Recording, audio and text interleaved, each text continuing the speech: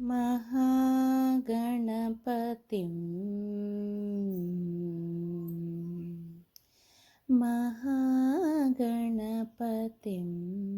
मनसा स्मरामि। महागणपतिं मनसा स्मरामि। वसिष्ठवामदेवादिवन्दितमहागणपतिं महादेवसुतं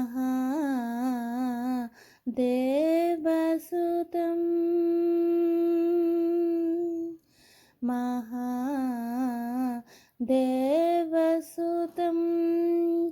गुरुगुहनुतं महादेवसुतं गुरुगुहनुतं मारकोटिप्रकाशं शान्तं महादेवसुतं गुरुगुहनुतं मारकोटिप्रकाशं शान्तं महाकाव्यनाटकादिप्रियं महाकाव्यनाटकादिप्रियं मूषिकवाहनमोदकप्रियं महाकाव्यनाटकादिप्रियं महागणपतिं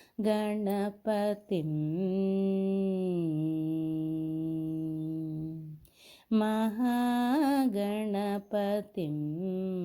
मनसा स्मरामि।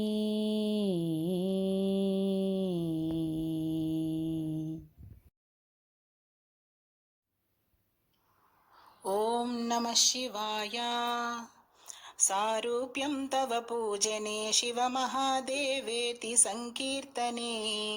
सामीप्यं शिवभक्तिधुर्यजनता साङ्गत्य सम्भाषणे सालोक्यं सचराचरात्मकतनुध्याने भवानीपते सायुज्यं मम सिद्धमत्र भवति स्वामिन् कृतार्थोऽस्म्यहम् त्वत्पादाम्बुजमर्चयामि परमं त्वां चिन्तयाम्यन्वहम् त्वामीशं शरणं व्रजामि वचसा त्वामेव याचे विभो वीक्षां मे दिश चाक्षुषीं सकरुणां दिव्यैश्चिरं प्रार्थिताम् शम्भो लोकगुरो मदीयमनःसौख्योपदेशं कुरु वस्त्रोद्धूतविधौ सहस्रकरता पुष्पार्चने विष्णुता गन्धे गन्धवहात्मताज्ञपचने बर्हिर्मुखाध्यक्षता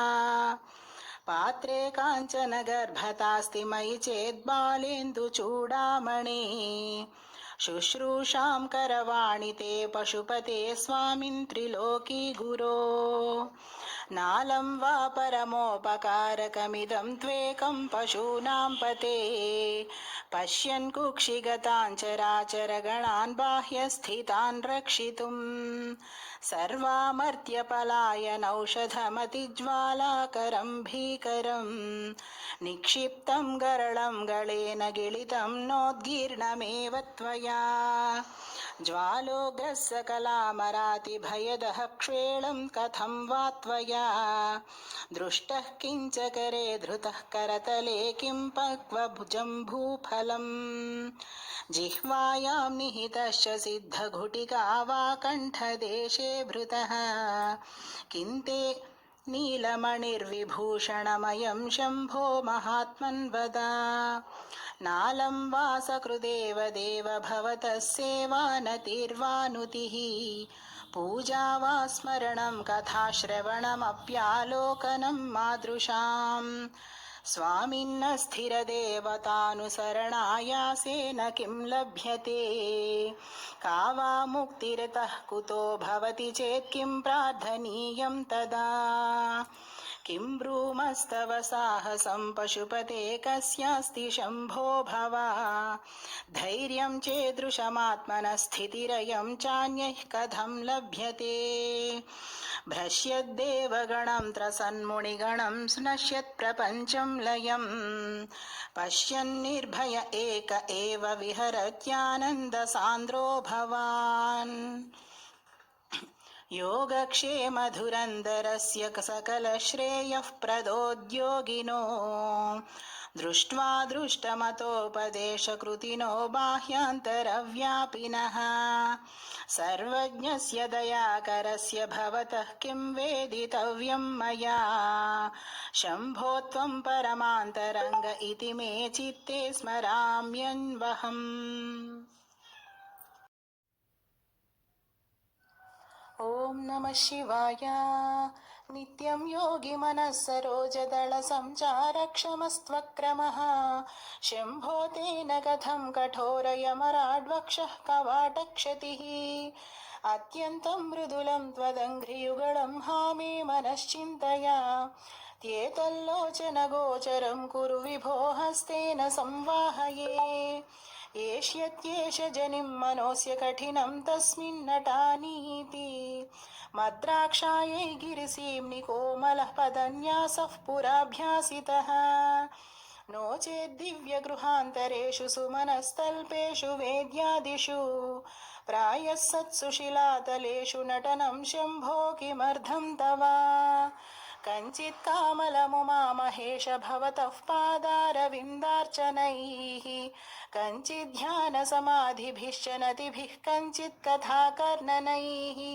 कञ्चिदवेक्षणैश्च नुतिभिः कञ्चित् दशामीदृशीं यः प्राप्नोति मुदा तदर्पितमना जीवन् समुक्तः खलु बाणत्वं वृषभत्वमर्धवपुषा भार्यात्वमार्यापते घोणित्वं सखिता मृदङ्गवहता चेद्यातिरूपं ददौ त्वत्पादेन यनार्पणं च कृतवान् त्वद्देहभागो हरिः पूज्यात् पूज्यतरः स एव हि न चेत् को वा तदन्योऽधिकः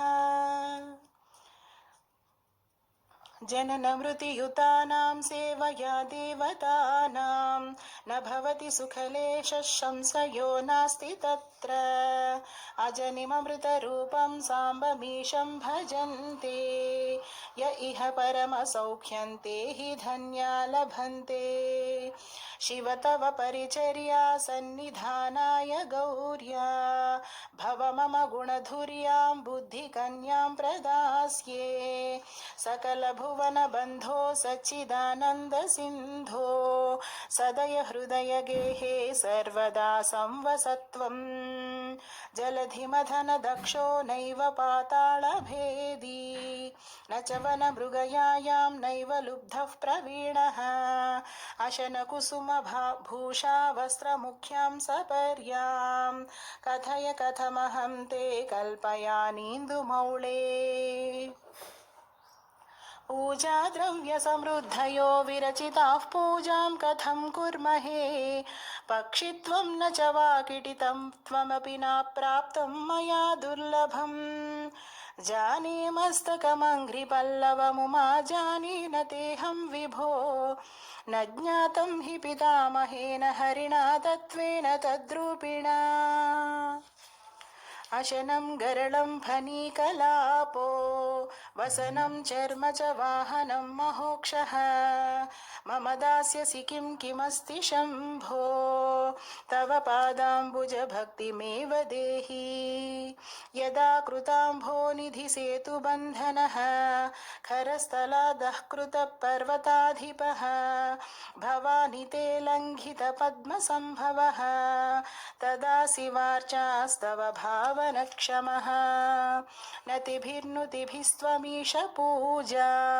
विधिभिर्ध्यानसमाधिभिर्न तुष्टः धनुषा मुसलेन चाश्मभिर्वा वदते प्रीतिकरं तथा करोमि वचसा चरितं पदामि शम्भोः अहमुद्योगविधासु ते प्रसक्तः मनसा कृतिमीश्वरस्य सेवे शिर शिरसा चैव सदाशिवं नमामि। आद्या विद्या हृद्गता निर्गतासि द्विद्या हृद्या हृद्गता त्वत्प्रसादात् सेवे नित्यं श्रीकरं त्वत्पादाब्जं भावे मुक्तेर्भाजनं राजमौळे दूरीकृतानि दुरितानि दुरक्षराणि दौर्भाग्यदुःखदुरहं कृति दुर्वचांसि सारं त्वदीयचरितं नितरां पिबन्तं गौरीश मामिह समुद्धर सत्कटाक्षैः सोमकलाधरमौळौ कोमला घनकन्धरे महामहसि स्वामिनि गिरिजानाथे मामक हृदयं निरन्तरं रमतां सारसनाते नयने तावेव करौ स एव कृतकृत्यः यायेयौ यो भर्गं वद सत्तीक्षेते सदार्चत स्मरति अतिमृदुलौ मम चरणा